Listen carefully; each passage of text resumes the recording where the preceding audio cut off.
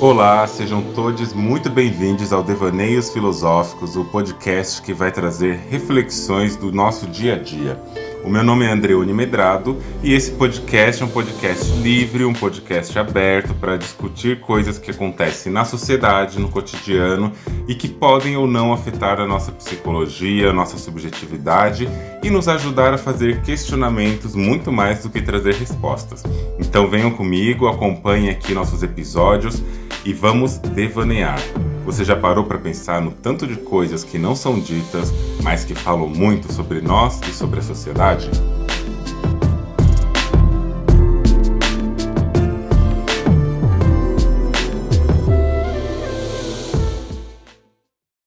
Olá, olá, minha gente! Como vocês estão? Estamos aqui para mais um episódio do podcast Devaneios Filosóficos. E hoje eu quero falar de uma questão que não é nem um pouco recente, não é uma questão nova nas nossas discussões aqui, mas que tem ganhado pauta ultimamente, e eu acho que é importante a gente conversar sobre, e eu vou dar o nome desse episódio, supostamente, de A Culpa Branca. E para a gente começar, eu quero deixar vocês com um primeiro áudio, que foi um trecho de um vídeo falado sobre uma psicanalista, que é Maria Rita Kell, e que ela vai discutir sobre um tema que a branquitude adora falar, e a partir daí eu quero conversar com vocês, e a partir daí nós vamos desenvolver a nossa conversinha de hoje. Fiquem com esse trecho que está disponível ali no Instagram da TV Brasil, mas também vocês podem acompanhar a entrevista integral ali no site da TV Brasil, no canal da TV Brasil no YouTube. Vamos ouvir um pouquinho o que diz essa pessoa e a partir daqui nós vamos conversar.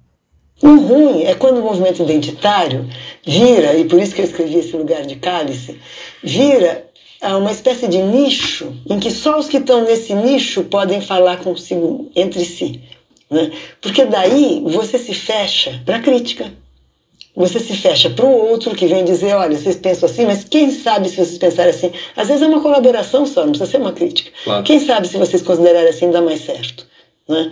E o problema dos movimentos identitários é que ele não produz laço social, só dentro do movimento. Sim. Né? Todos que são... E aqui no Brasil talvez nem seja tão organizado quanto nos Estados Unidos, né?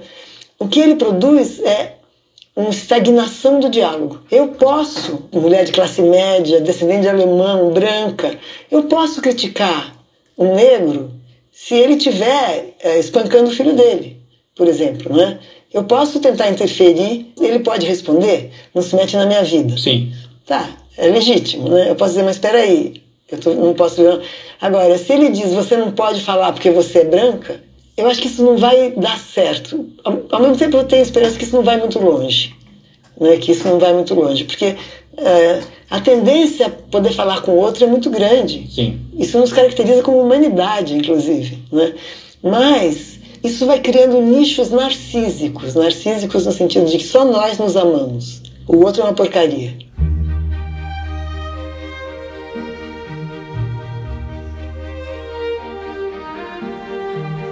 Eu trouxe esse pedaço de fala, como eu disse, vocês podem encontrar integralmente lá no Instagram, né, no perfil do YouTube, na verdade. Eu trouxe esse aqui porque a pessoa que está falando é uma psicanalista muito presente no cenário intelectual do Brasil. O nome dela é Maria Rita Kell. E ela fez essa entrevista como convidada daquele programa Dando a Real com o Leandro Demore, né? E Demori, não sei. E que quem quiser saber mais foi publicada anteontem, no dia 5 de fevereiro, né, desse ano. E aí a gente tem que pensar uma questão que está muito imbricada na branquitude, porque se for pegar trechos que essa pessoa trouxe, acho que algumas das coisas marcantes, a primeira delas é quando Maria Rita Kell fala assim que o movimento identitário não produz laço social amplo, produz um laço social só entre aquelas pessoas, o que em si é uma mentira. O que essas pessoas estão fazendo o que Douglas Barros vai falar no seu livro O que é Identitarismo, né? Estão fazendo aquela coisa de que os maiores identitários da história é a branquitude. Só que aí ela traz esse comentário de falar desse lugar de cálice, nesse lugar onde que é um grupo que começa a falar sobre si, que não deixa os outros falarem a respeito e que depois ela mesma vai nomear como um nicho narcísico. Quais são os pontos disso, né? O que é um nicho narcísico? É o que ela própria disse, que é um grupo que se fecha só em si. Mas, no fundo, essa descrição, essa narrativa toda que ela fez para falar o que é um grupo narcísico, que se fecha em si, que não aceita críticas, que não se abre para o outro e não se abre para outras experiências, isso é a branquitude em si. É a branquitude atuando dentro do seu próprio espaço, dentro da sua própria colocação. É um lugar da branquitude de que, desde que a branquitude foi se fundando, desde que a branquitude foi se constituindo como branquitude mesmo, ela sempre falou. A branquitude sempre foi esse grupo, esse nicho narcísico que acabou sempre analisando o mundo, avaliando o mundo, olhando tudo que existe ao redor do mundo e classificando, rotulando, descrevendo, descrevendo, discriminando e produzindo tudo o que é o outro, tudo o que é a outra coisa, as outras pessoas, as outras formas de vida, os outros modos de existência. Ou seja, a branquitude como essa categoria, que não é apenas uma categoria de ordem simbólica, mas é uma categoria de ordem epistemológica e prática, sempre foi esse lugar de dizer o que é e dizer o que não é o ser humano. E é a partir daí que a gente precisa pensar por que a branquitude ainda se coloca nesse lugar de ofendida, se coloca nesse lugar de a gente está tentando dialogar, mas as pessoas não deixam a gente dialogar, a gente está tentando conversar, mas as pessoas não deixam porque elas se fecham em seus grupos. No fundo, o que a branquitude quer fazer, o que ela quer produzir como instituição da branquitude, é um lugar que, na realidade mesmo, material das coisas, ela quer dominar o cenário. A branquitude, ela tem um fetiche branco de querer interpretar o mundo, o gozo, o desejo, as vontades, somente a partir de quê? Do olhar, da perspectiva branca. E isso a branquitude tem uma dificuldade imensa em notar e perceber, porque para a branquitude não existe nada além do branco. Para a branquitude não existe nada além daquilo que pode ser entendido como representação do universo. Isso tudo porque a branquitude constrói nichos narcísicos. Narcísicos desse lugar próprio, né, de olhar somente para si, o seu reflexo no espelho, o seu reflexo no mundo e todas as coisas. E é a partir disso que surge essa noção embranquecida, essa noção profundamente branca, de que existe um sujeito no mundo, esse sujeito ele é neutro, né? Eu já falei disso em vários outros momentos, sobre essa questão da quarta ferida narcísica. É uma questão de colocar a branquitude como referencial daquilo que é um ser humano, daquilo que é um modelo de existência, e interpretar o mundo, as coisas, as pessoas e os objetos e os conceitos somente a partir da lógica branca.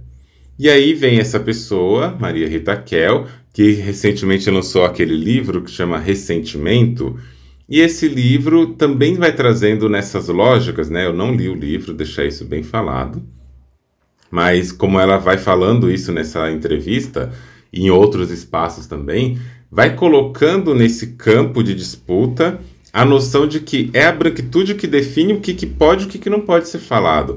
A antropologia, a sociologia, as ciências naturais, a ciência de um modo mais ampliado e a própria ideia de religião vem ao longo do tempo e ao longo do discurso construindo essa narrativa. Qual narrativa? De que são as pessoas brancas que interpretam o mundo corretamente. E quando a gente vai pensar na constituição, né, do que é o sujeito branco, eu falo no masculino porque a branquitude também ela é patriarcal. O patriarcado se fundamenta na ideia de que existe um sujeito dominante sobre o mundo, o próprio mito fundador da psicanálise ali que Freud vai trazer, como o pai, a morte do pai, etc. É sempre o pai, eu falo, nesse lugar do masculino cisgênero, e a gente precisa elaborar esse lugar. Elaborar como que dentro de um sistema de normatividades, do discurso, as instituições são produzidas. Eu não uso mais o termo racismo estrutural, porque eu tenho usado muito mais a perspectiva de institucional, que é aquilo que se produz conforme se repete e se adere nas práticas sociais das pessoas que habitam a sociedade. Não existe um algo para além do factível. As coisas estão sendo feitas na ordem do discurso e conforme os atos se produzem, as instituições também acontecem. E aí a discussão que trago também é como a psicanálise, que foi fundada, né, nesse berço, que é um berço branco, que é um berço instituído lá na Europa, e que não se posiciona necessariamente contra o racismo. Novas pessoas estão criticando, trazendo críticas importantes para o debate do campo da psicanálise, mas eu ainda acho que falta questionar muita coisa. A psicanálise, em tese, ela prioriza a escuta. E a gente vai fazendo várias questões de tentar entender a sequência.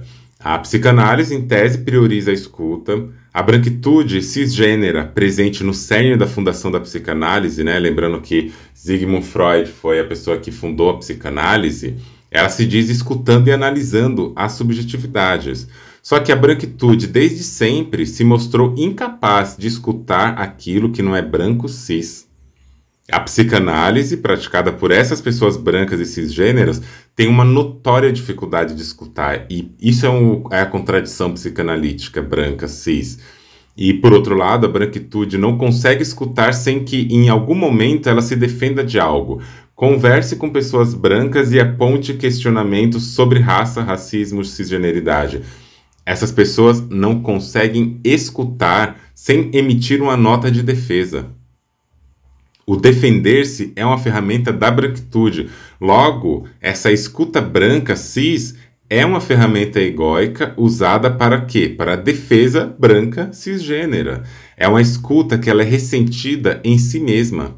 A escuta psicanalítica branca cisgênera, ela não está disponível para conversar com as subjetividades dissidentes. Ela está disponível para conversar com as subjetividades hegemônicas. O único jeito de fazer um giro epistemológico, um giro da interpretação e um giro na própria escuta, é quando a branquitude sair desse lugar de culpa e ressentimento e passar a se posicionar num lugar de quebra da própria psicanálise, né? Uma área, uma teoria, um campo semântico, um campo epistemológico que não se permita sair do seu lugar de posicionamento hegemônico e questionar a si próprio é um campo falido ou um campo conservador, dominante hegemônico, que é o que a gente tem visto até então.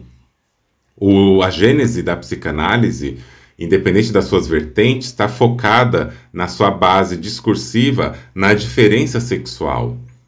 Pessoas que estão lidando com essa crítica, questionando a própria diferença sexual na psicanálise, são pessoas que, em geral, quando não são pessoas brancas, são pessoas dissidentes que têm as marcações não cisgêneras, não brancas e não hegemônicas nos seus corpos. Eu estou escrevendo um livro também sobre fetichismo colonial e eu pego intencionalmente o termo fetichismo para a gente conseguir conversar sobre uma outra interpretação desse termo. Porque se a gente for olhar lá em Freud, tem toda uma questão fálica relacionada ao termo fetiche, fetichismo, é a falta do falo, ainda que não seja exclusivamente, embora seja a falta do falo morfológico do pênis, é um falo que também constitui um lugar de origem. E a falta dele marca um lugar de ter que repor algo que ocupe esse espaço. Então são várias críticas para a gente poder fazer em relação a isso, que está diretamente relacionada com a noção de culpa branca. Mas aí eu trago um outro nomezinho aqui, que é um nomezinho que muita gente conhece, um nomezinho popular, estrelinha, e que já esteve em palestras exclusivas, inclusive com a própria Maria Rita Kell. Para quem quiser acessar no YouTube, digitem lá no YouTube, Políticas Identitárias e Psicanálise. Foi feita no dia 28 de agosto de 2020. Eu lembro que esse dia, quando saiu essa roda de conversa online, era a pandemia, eu estava ali no coletivo Escuta Preta. Seria a nossa primeira semana da Semana da Psicologia Preta no Instituto de Psicologia da USP, onde o coletivo Escuta Preta fez várias críticas a essa live. Essa live teve como convidados especiais Christian Dunker e Maria Rita Kell, e quem coordenou essa live foi o professor Pedro Ambra. Na ocasião da live, nós discutimos e nós nos posicionamos na internet, conversamos, eu fiz tweets, eu fiz posts, eu fiz textos, e nenhuma dessas 3 pessoas se posicionaram para querer rever o que foi falado na live. Desde a pessoa que coordenava até a pessoa que estava falando ali. E aí a pergunta que fica é, se isso não faz parte de um pacto narcísico branco, o que seria?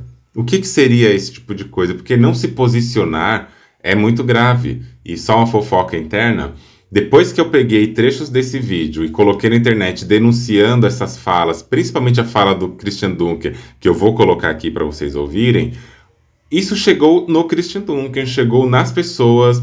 Depois teve um evento no Instituto de Psicologia, e só para lembrar, né? O Instituto de Psicologia tem quase 50 e poucos anos. Eu e o pessoal do coletivo Escuta Preta fundamos o Escuta Preta como o primeiro coletivo negro no Instituto de Psicologia.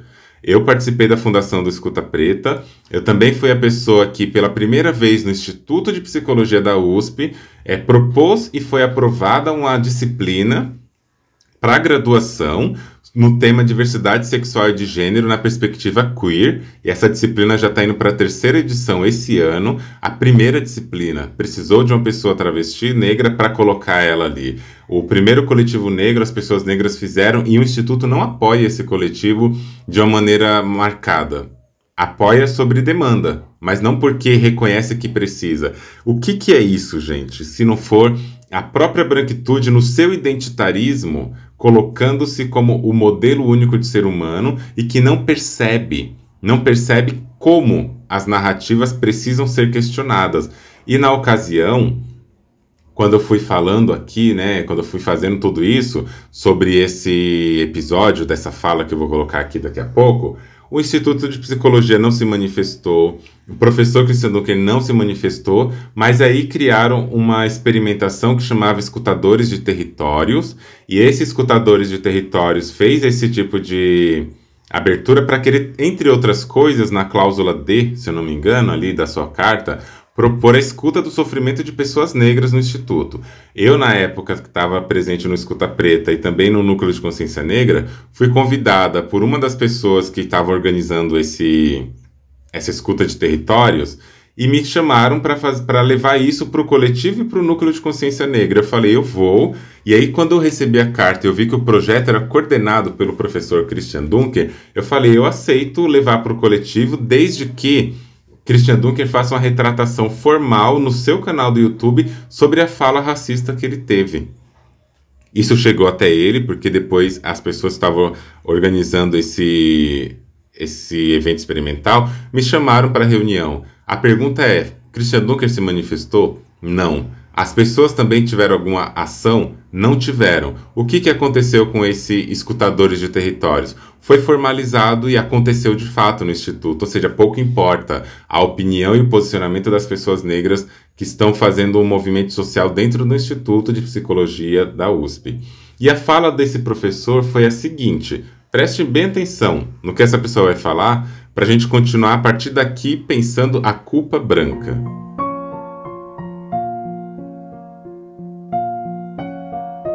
A crítica do Universal, assim, já que ele não existe, só existem particulares, é uma crítica muito fraca. Tá? É uma crítica baseada no quê? Na declaração de que vamos ver qual que é o particular mais forte. Ela está perdendo, enquanto política está perdendo feio. Tá? E mais, como que uma política que se apresente assim poderia lidar com aspectos aí imanentes do narcisismo das pequenas diferenças, né? Aspectos concernentes à violência. Né?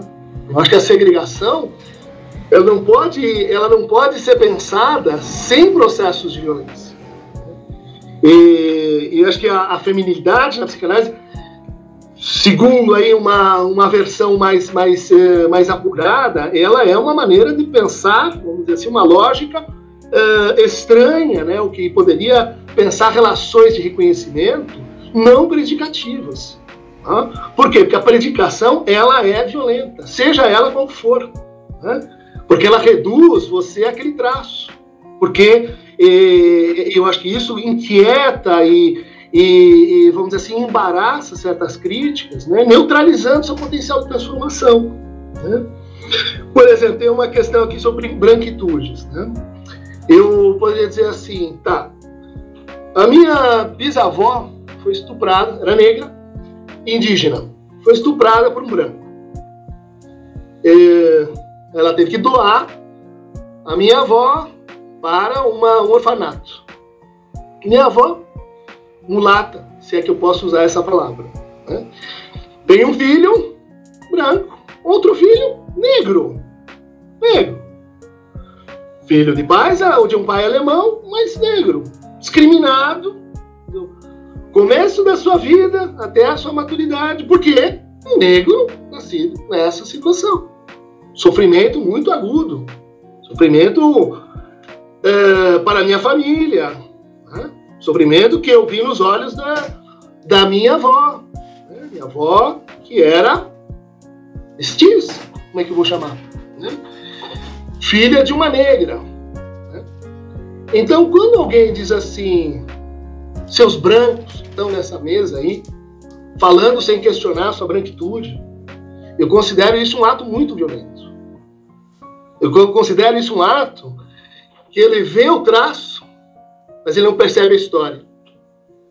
Ele vê o traço e ele cria uma representação sobre esse traço, independente do potencial de expressividade que está ali comparecendo. Quando no seio de discussões como essa, a gente tem que ser acusado de branco, né? A gente tem que ser, vamos dizer assim, chamado, interpelado a falar sobre sua branquitude, eu poderia dizer, escuta, de onde você está tirando que eu preciso renegar a minha ancestral negra, que foi estuprada, para responder a você sobre a minha branquitude? Isso é extremamente violento. Eu acho que enquanto a gente não conseguir desenvolver uma teoria e uma prática do reconhecimento, que eu estou chamando aqui, compatível com lugar de escuta, não só com lugar de fala. Né? Livro da Djamila Ribeiro, muito bom. Eu li ele bastante, dou aula sobre ele. Lélia Gonzalez também. Fanon.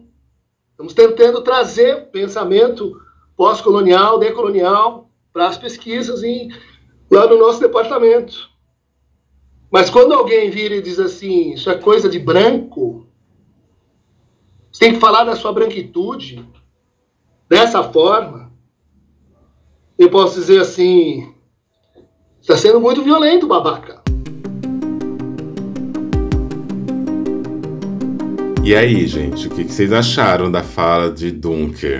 E nessa mesa, reitero, tava a Maria Rita Kel, e coordenando essa mesa, eu sei que coordenar uma mesa, mediar uma mesa é um trabalho nem sempre simples, porque a gente não pode se responsabilizar necessariamente pelo que as pessoas estão dizendo, né? Mas a partir do momento que a gente coordena uma mesa, a gente também tem que ter uma preparação de saber em que momento, naquela discussão, naquela mesa, naquele lugar, a gente vai elaborar o que foi falado para que isso não passe também sem ser percebido.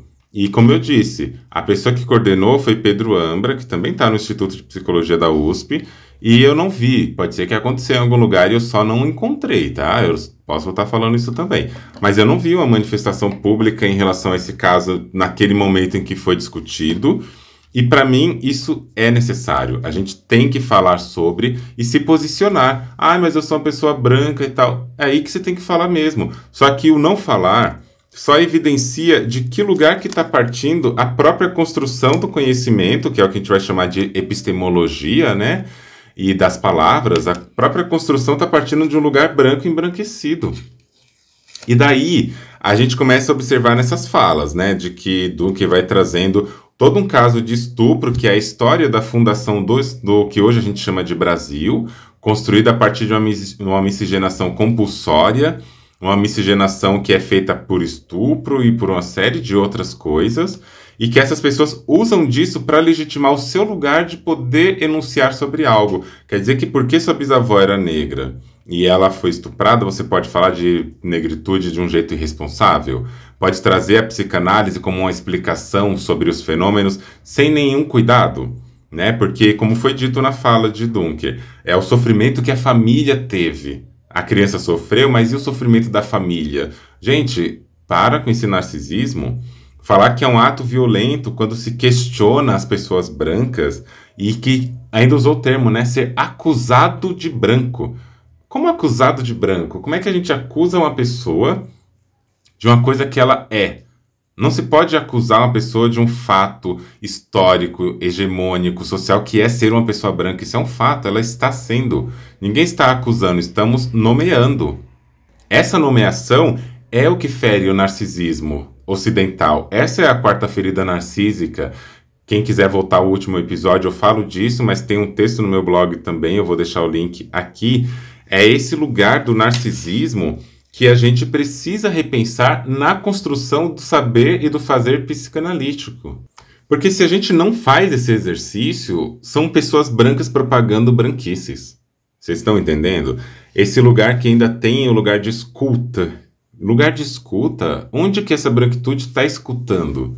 Que forma que ela está escutando? Porque uma coisa é você escrever texto sobre pessoas cis e pessoas trans sendo uma pessoa cis. Uma coisa é você escrever um texto sobre pessoas negras sendo uma pessoa branca e assim por diante. Não é não poder escrever, é escrever reconhecendo o seu lugar.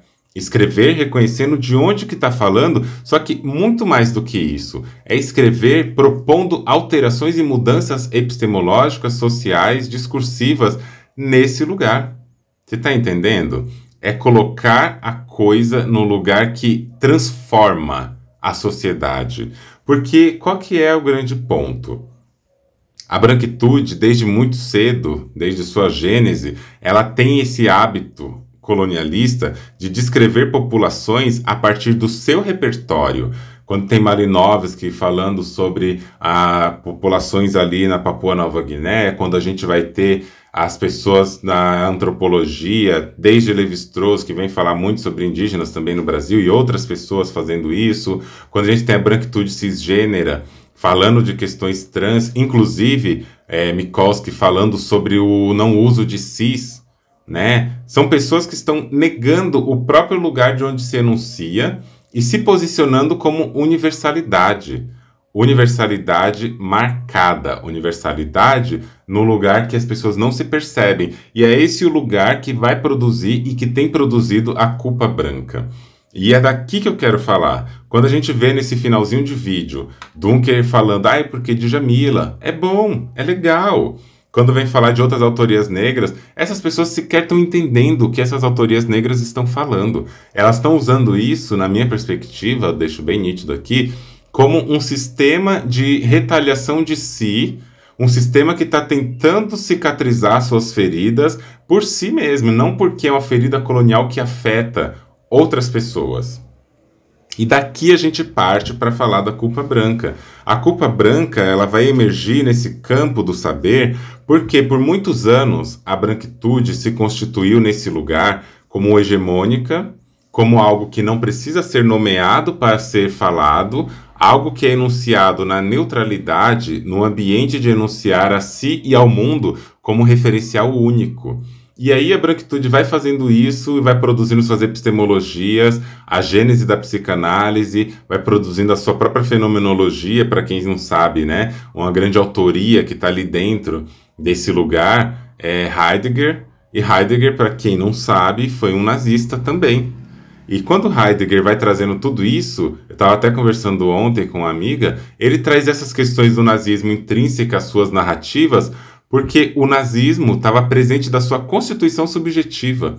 Ele não tinha como escrever de outro modo. A branquitude até critica, porque Heidegger foi nazista, mas não para de ler, não para de fazer curso, não para de elaborar sobre e trazer tudo, porque nessa hora, e só nessa hora, a branquitude consegue falar uma coisa que é, vamos separar o autor da obra. Só nessa hora, porque se é uma pessoa negra cometendo qualquer desvio social nomeado pela própria branquitude, diga-se, Essa pessoa negra é colocada no ostracismo, ela é afastada do social, ela é cancelada, ela é eliminada, ela perde acesso. A branquitude só tem uma coisa para fazer, pedir desculpas.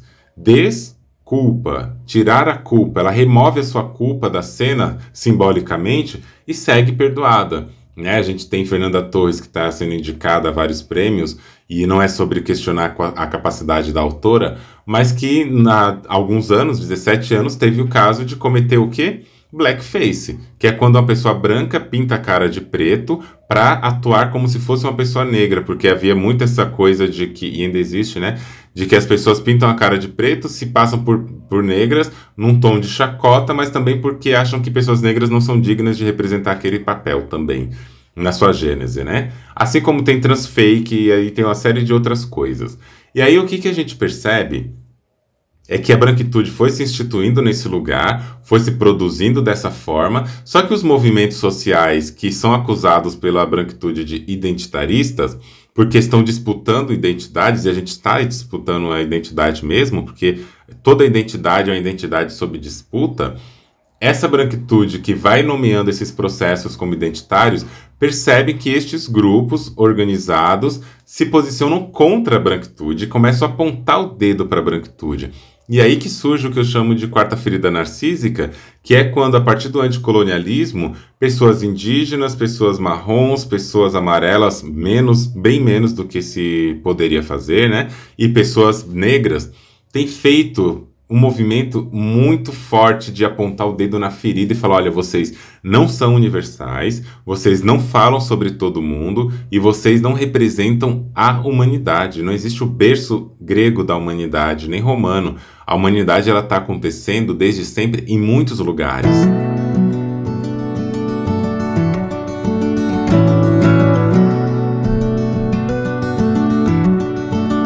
Essa posição tomada pelo movimento anticolonialista, embora nem todos se colocam nesse termo, né?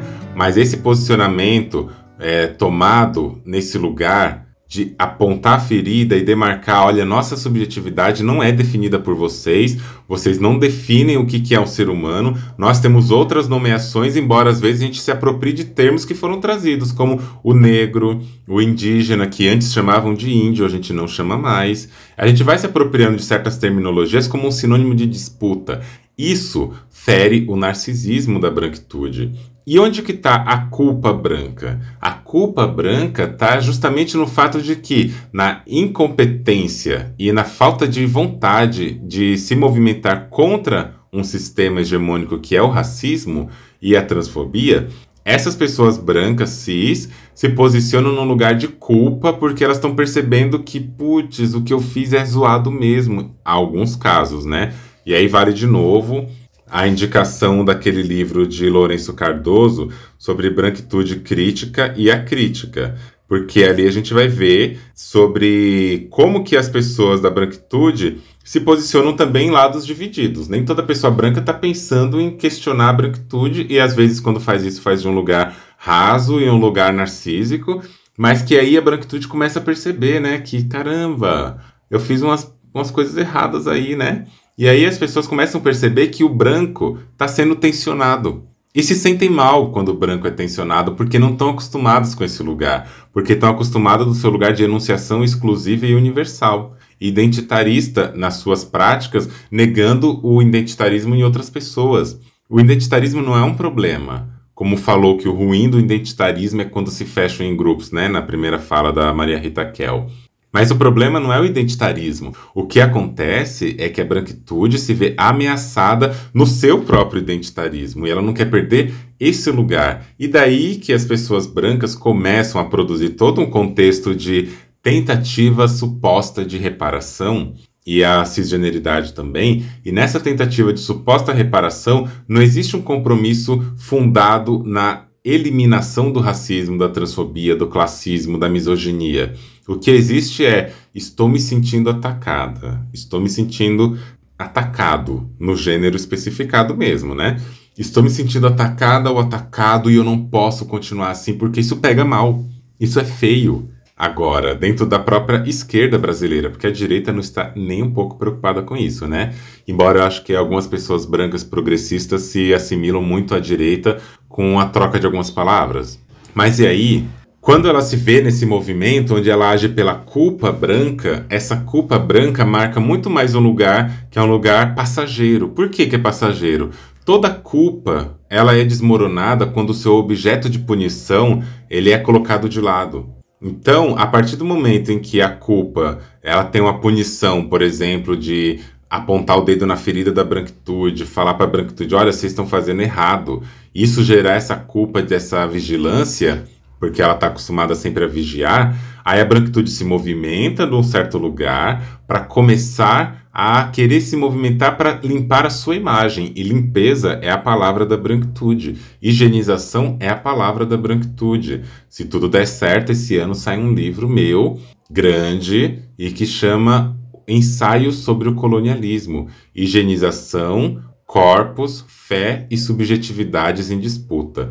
E aí eu estou discutindo muito sobre esse lugar da higienização branca, do ressentimento que a branquitude coloca sobre si e sobre as outras pessoas, sobre a humanidade que ela coloca no singular, e aí se movimenta a partir de então, só a partir desse lugar da culpa, não é uma movimentação genuína. E por que eu falo que não é uma movimentação genuína? Porque quando ela é genuína, as pessoas que se movimentam ali se movimentam apesar das perdas, ou incluindo as perdas. A branquitude não. Ela só se movimenta até o ponto onde não perde o seu privilégio.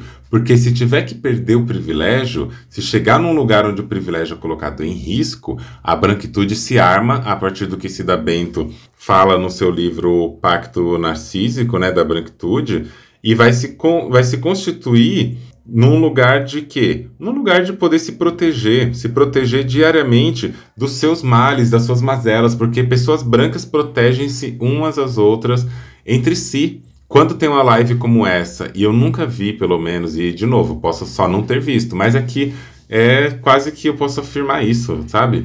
Eu não vi pessoas brancas discutindo essa live na problemática que ela traz, nessa narrativa racista que ela traz, nessa narrativa de branquitude egocêntrica, universalista. Eu não vi pessoas brancas falando. O que é isso? Não falar sobre um episódio como esse, que aconteceu ali em 2020, teve até o presente momento 28.350 visualizações, muitos comentários, né? Tem 262 comentários, onde a maioria das pessoas negras que estão ali questionando, a maioria das pessoas negras estão ali querendo discutir essas questões. E é uma live onde tem termos como mulata. Ai, será que se é que eu posso falar desse jeito, né? Disse o caro homem branco. Ai, não pode chamar de branco, né? É ofensivo. E aí, as pessoas que estão questionando são pessoas negras. Cadê as pessoas brancas questionando esse tipo de apresentação? Cadê as pessoas brancas que estão questionando a fala recente de Maria Rita Kel, de onde eu retirei esse trecho para vocês? Cadê as pessoas brancas disputando esse lugar que, inclusive, pode colocar elas em perda? Uma pessoa que é muito famosa pelo seu livro Espetáculo das Raças, que é a Lilia Schwartz, escreveu um livro, que eu não vou lembrar agora o nome, eu posso procurar depois, vocês podem procurar também, onde na capa ela usa a foto de uma mulher negra. Tempos depois, essa mulher negra, junto com seus filhos, foram fazer um processo, porque não foi pedida autorização para ter essa imagem na capa. Esse processo foi levado para a justiça e, acreditem você ou não, a pessoa dona da Companhia das Letras, a pessoa que escreveu o Espetáculo das Raças, antropóloga, historiadora, professora da Universidade de São Paulo, branca, e que tem todo um discurso antirracista, é a mesma pessoa que ganhou a causa. E essa pessoa negra, que tem a sua foto utilizada na capa sem autorização, foi condenada a pagar 10 mil reais pelo processo. É a mesma pessoa que um tempo atrás criticou a Beyoncé, porque, de novo, né, uma mulher negra estadunidense, a Beyoncé, que está ali num lugar de vantagem social, de luxo, de dinheiro e tudo. E isso foi criticado, como se pessoas negras não pudessem ocupar esse espaço. E, no fundo, o que não pode é ocupar o espaço que deveria ser destinado na narrativa ocidental para as pessoas brancas. Vocês estão entendendo Onde que as pessoas brancas estão atuando hoje em dia? Em que lugar que essas pessoas brancas estão produzindo o seu próprio racismo, supondo-se antirracista? E aí tem outra coisa. Ai, mas eu sou uma pessoa branca e eu não tenho, eu faço de tudo, eu não fiz a escravidão, eu sou contra esse tipo de coisa, vocês não podem me acusar de uma história que não é minha. Pois então eu digo para vocês, a conta de vocês existe porque vocês participam e partilham e sobrevivem à custa de uma herança colonialista. O colonialismo não acabou. Então essa herança ela está aplicada no banco de fundos colonialista e está rendendo para vocês até hoje. Vocês podem não ser a pessoa que escravizou, mas vocês estão colhendo frutos dessas pessoas só porque vocês são brancas. Maria Rita Kell é uma pessoa que está associada, e vocês devem saber disso, né? Ela está associada a quê? Ela está associada a um passado eugenista. O avô dela, se eu não me engano, foi um grande eugenista. E ela fala com todo orgulho, eu, uma pessoa branca, de classe média, de origem alemã, não posso falar. A pessoa faz questão de trazer a sua ascendência, porque não tem uma vergonha nenhuma, e não sei se precisa ter, mas tem um orgulho de dizer de onde veio.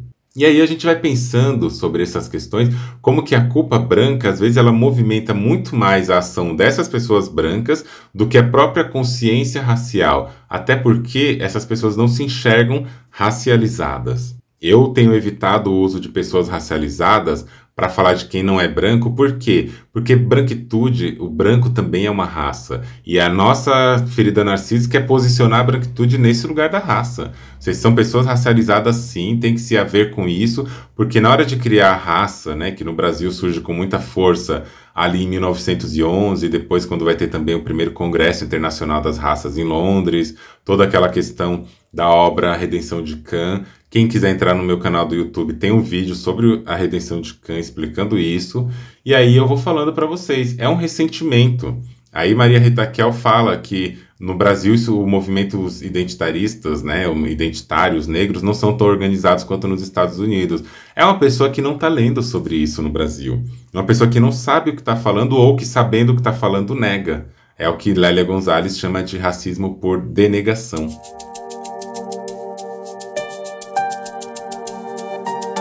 E o que vai se percebendo nisso é que as pessoas brancas começam a se vestir de uma culpa branca tão grande, tão extensa, que tudo que elas fazem nas suas movimentações cotidianas é fundado pela culpa branca e pelo salvacionismo branco.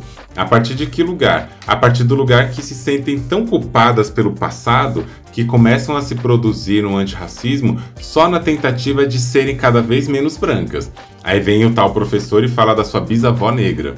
Aí vem outra pessoa e fala que estudou, que trabalhou, que conheceu pessoas negras, pessoas trans. É tudo uma culpa. E essa culpa, ela vai produzindo a sua estratégia de demarcação fora da branquitude. Eu, de novo, falo, tem um episódio aqui que chama Parditude. Esse movimento Parditude é um exemplo marcado do neoliberalismo racial, onde a culpa branca está muito instituída, e lá eu faço uma discussão sobre isso também. A culpa branca está instituída no imaginário branco ao ponto de quererem ser menos brancos. Aí a pessoa vai falar que ela é uma pessoa morena, né, nesse termo racista, porque a pele dela é bronzeada, e aí é uma pessoa que é menos branca por isso. É uma pessoa branca, mas é uma pessoa pobre que mora na periferia. É uma pessoa branca, mas é uma pessoa autista. É uma pessoa branca mais e mais. É sempre pegando o significante branco que marca o corpo dessa pessoa e posicionando esse significante em lugares onde ele seja menos branco, portanto menos opressor. Isso tudo é movimento da culpa. A culpa, ela tem essa função primordial de encerrar o debate. Você coloca uma pessoa culpada, pronto, tá feito o debate. Já esclarecemos, no termo de esclarecer mesmo, a questão. E aí, depois que você institui a culpa, não tem mudança de comportamento. E se tem uma mudança prévia de comportamento a partir da culpa, no primeiro momento em que essa crítica cessar, a pessoa volta a ser branca, branquíssima, do jeito que ela é. Então me pergunto, se as pessoas negras nunca tivessem, negras, indígenas e outras pessoas não brancas, nunca tivessem se posicionado contra a branquitude no lugar de apontar o dedo e marcar essa ferida narcísica da branquitude, do colonialismo, quando que a branquitude ia se pensar? Quando que a psicanálise ia deixar de ter textos profundamente racistas e transfóbicos se não houvesse um questionamento de fora? E se esse questionamento só é produzido porque ele vem de fora, o quanto disso é um movimento culpabilista, sabe? O quanto disso é um movimento que acaba atravessando o fazer branco a partir da culpa. E aí, quando vem a partir da culpa, eu discuto isso em outros episódios sobre o afeto, pessoas brancas buscam se relacionar com pessoas negras também na tentativa de reparação dessa culpa. Ah, eu não sou racista, eu namoro uma pessoa negra, eu me relaciono com uma pessoa negra. Ah, eu não sou racista, eu estudo negritude, eu não sou racista, eu frequento o terreiro de Umbanda, Candomblé. E aí a gente vai percebendo o quanto que a culpa branca é o que está movimentando ainda mais o movimento, tanto da psicanálise como em outros espaços, e como isso produz esse ressentimento que ele é, na sua gênese, branco. A paranoia é branca, a neurose é branca e o ressentimento é branco. E aí eles jogam isso para as pessoas que não são brancas na tentativa de se remover da culpa, se desculpar. E aqui eu quero trazer essa noção para a gente questionar, para a gente pensar, para a gente analisar de fato o que é isso que a branquitude está fazendo. E é a coisa que eu falo, né? A branquitude, ela não sabe se posicionar se não for se defendendo. A branquitude aprendeu a andar pelo mundo armada. Andar pelo mundo para fazer invasão, exploração e despropriação de terras, territórios, subjetividades e desejos, e faz isso sempre armada. Então toda pessoa branca que vai comentar sobre algo, comenta do lugar da defesa. Ah, mas homem também faz assim, porque o patriarcado é branco. O patriarcado ocidental, ele é branco. Ele é instituído nesse sistema de opressão a partir da dominação, da invalidação, da aniquilação, da defesa, da arma, da morte. E aí, quando a pessoa branca escuta coisa do tipo, ela não sabe se repensar, porque ela não aprendeu a escutar. O que está chamando de escuta, na verdade, é silenciamento, em muitos casos. E aí a branquitude, não sabendo se posicionar sem um momento da vida, assim, em um segundo, se defender, torna a branquitude um lugar onde não existe escuta. Porque, em tese, a escuta é quando a gente se abre para perceber o que a outra pessoa está falando pelo que a outra pessoa está falando e não colocando naquela pessoa uma teoria do sujeito para encontrar ali. Se não é óbvio, né, que a gente vai encontrar, porque a gente está procurando tudo que confirme uma teoria. E isso aí é um hábito de branquitude. Procurar pistas que confirmem a sua teoria em vez de olhar o que tem no cenário. Então vamos pensar, né, o que essa culpa branca, associada a essa noção de ressentimento, associada a essa noção de idealização da branquitude como um mundo onde todo mundo deveria se escutar e ouvir, sendo que a própria branquitude não se escuta e não escuta ninguém. Na melhor das hipóteses, ela se escuta, mas ela não escuta outros grupos, outras pessoas. Como que isso é possível? E aí, quando a gente traz na questão do ressentimento, a branquitude também adora falar sobre ressentimento, apontando para outros grupos. Mas aqui eu trago um texto de uma travesti, que é a Caia Maria, que você pode procurar no Instagram como Caia, e eu vou deixar o link aqui embaixo também, para que a gente pense a seguinte coisa, né? Quando se fala de ressentimento, as pessoas esquecem do que estão falando. E Caia vai dizer assim, tem lá no seu post lá no Instagram, ressentimento, falando na questão das pessoas trans, mas que também serve para raça, tá?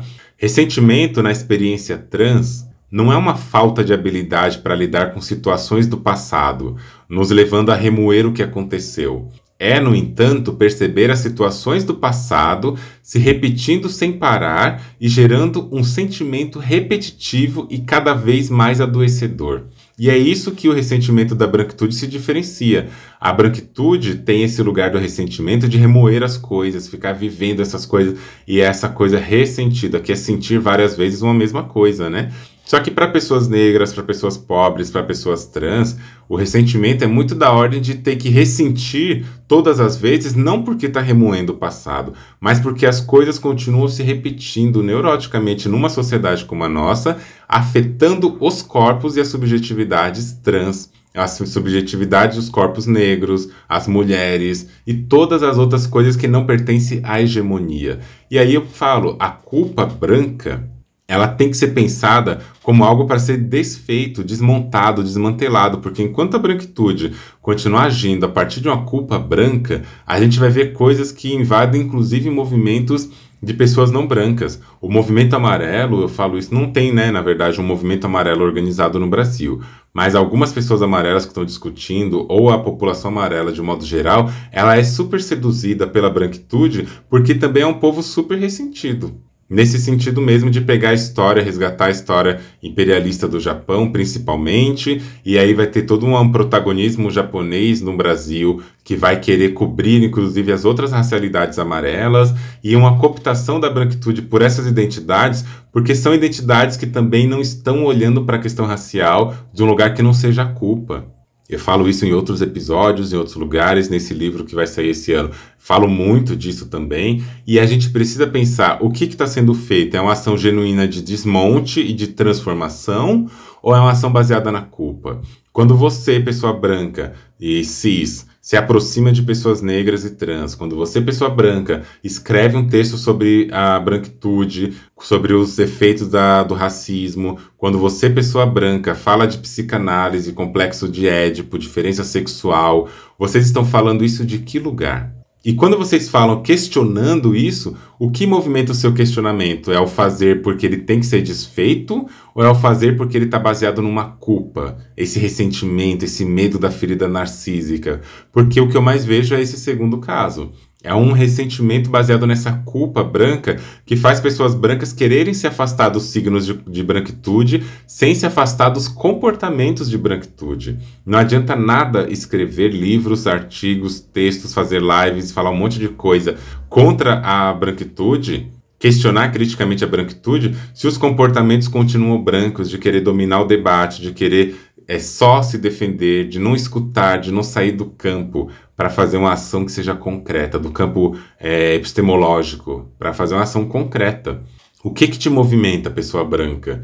É a culpa ou é a necessidade exigente e emergente de mudança?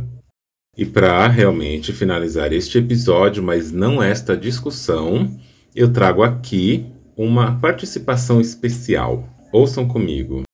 O meu nome é Margot Tonhon, sou arquiteta de beleza, curiosa acerca dos estudos de gênero, essas coisas que não estão na moda e que tá toda empresa pulando barco afora, não é mesmo? Essa leitura eu gostaria de dedicar a Maria Rita Kell.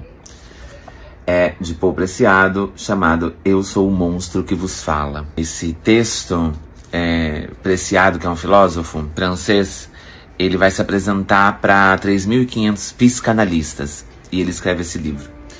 A título de apresentação, e uma vez que estou diante de um grupo de 3.500 psicanalistas e me sinto um pouco solitário neste lado do palco, permitam-me recorrer e me abrigar nos ombros do mestre de todas as metamorfoses, o melhor analista dos excessos que se escondem por trás da fachada da razão científica e da loucura, que atende pelo nome comum de saúde mental, Franz Kafka. Em 1917, Kafka escreveu um relatório para uma academia. O texto é narrado por um macaco que, depois de aprender a linguagem dos humanos, se apresenta diante de uma academia das mais altas autoridades científicas para explicar o que a evolução do homem representou para ele.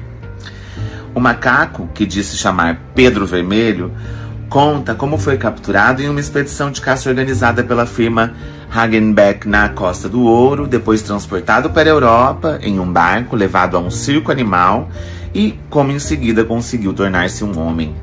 Pedro Vermelho explica que para dominar a linguagem dos humanos e entrar na sociedade europeia de seu tempo, teve de esquecer sua vida de macaco. E que, para suportar esse esquecimento e a violência da sociedade dos homens, tornou-se alcoólatra. Todavia, o mais interessante no monólogo de Pedro Vermelho é que Kafka não apresenta seu processo de humanização como uma história de emancipação ou de libertação da sua condição de animal, mas como uma crítica ao humanismo colonial europeu e suas taxonomias antropológicas. Uma vez capturado, o macaco diz não ter tido escolha. Se não quisesse morrer trancado numa jaula, teria de passar a jaula da subjetividade humana. Da mesma forma que o macaco Pedro Vermelho se expressou diante dos cientistas, eu hoje me dirijo às senhoras e aos senhores acadêmicos da psicanálise a partir da minha jaula de homem trans. Paul Preciado é um homem trans. Eu, um corpo marcado pelo discurso médico e jurídico como transexual, caracterizado na maior parte dos diagnósticos psicanalísticos como sujeito de uma metamorfose impossível, situado, segundo a teoria prevalente, para além da neurose, da própria borda da psicose, incapaz, segundo vocês, de resolver corretamente um complexo de Édipo ou tendo sucumbido à inveja do pênis. Pois bem, é a partir dessa posição de doente mental, onde me recolocam, que me dirijo às senhoras e aos senhores como um macaco humano de uma nova era. Um monstro que foi construído pelos seus discursos e práticas clínicas. Eu sou o monstro que vos fala. Eu sou o monstro que se levanta do divã e toma a palavra. Não tanto como paciente, mas como cidadão, como um igual monstruoso. Eu, um corpo trans, um corpo não binário a quem nem a medicina, nem o direito, nem a psicanálise, nem a psiquiatria reconhecem o direito de falar sobre a minha própria condição na qualidade de especialista ou de produzir um discurso ou uma forma de conhecimento sobre mim mesmo, aprendi, como Pedro Vermelho, a língua de Freud e de Lacan, do patriarcado colonial, a língua de todos os que estão presentes nessa sala e a quem agora me dirijo. Talvez vocês se espantem que eu recorra a um conto de Kafka para fazer isso, mas este colóquio me parece mais próximo da época do autor de A Metamorfose do que da nossa. As senhoras e os senhores organizaram um encontro para falar das mulheres na psicanálise, em 2019, como se estivéssemos ainda em 1917. Como se esse tipo particular de animal, que chamam de mulheres, de forma condescendente e naturalizada, ainda não tivesse adquirido pleno reconhecimento como sujeito político e como se as mulheres fossem apêndices ou notas de rodapé, criaturas estranhas e exóticas sobre as quais é imperativo refletir de tempos em tempos, em colóquios ou mesas redondas. Seria preciso antes organizar um encontro sobre homens brancos, heterossexuais e burgueses na psicanálise. Porque a maior parte dos textos e práticas psicanalistas giram em torno do poder discursivo e político desse tipo de animal. Um animal necropolítico que vocês tendem a confundir com o humano universal e que permanece até o presente o sujeito da enunciação central nos discursos e nas instituições psicanalíticas da modernidade colonial. Não tenho, por outro lado, muita coisa a declarar sobre as mulheres na psicanálise, senão que sou, como Pedro Vermelho, um transfugitivo. Um dia, fui uma mulher na psicanálise. Recebi a designação do sexo feminino e, assim como o macaco mutante, me desvencilhei dessa jaula, estreita para entrar em outra, mas, ao menos dessa vez, por minha própria iniciativa. Falo hoje a partir dessa jaula escolhida e redesenhada do homem trans, do corpo de gênero não binário. Alguns dirão que se trata sempre de uma jaula política. Em todo caso, é uma jaula melhor que a dos homens e das mulheres, uma vez que tem o mérito de reconhecer sua condição de jaula. Você já parou para pensar? É isso por hoje, pessoal. Espero que vocês tenham gostado desse episódio. Lembrando que vocês podem seguir o meu perfil no Instagram, andreone.medrado, e você também pode seguir no Twitter, que tá Andre1Medrado. Vocês também podem enviar seus depoimentos, reflexões, críticas e sugestões no link que eu vou deixar aqui na bio, na descrição de cada episódio, de um formulário. Espero por vocês nos próximos episódios. E já não esquece, compartilhe esse podcast com alguém que você conhece, avalie esse podcast ali, porque isso nos ajuda a alcançar mais pessoas e ajuda também na nossa produção de conteúdo. Vejo vocês em breve e um grande beijo e até mais. Você já parou para pensar?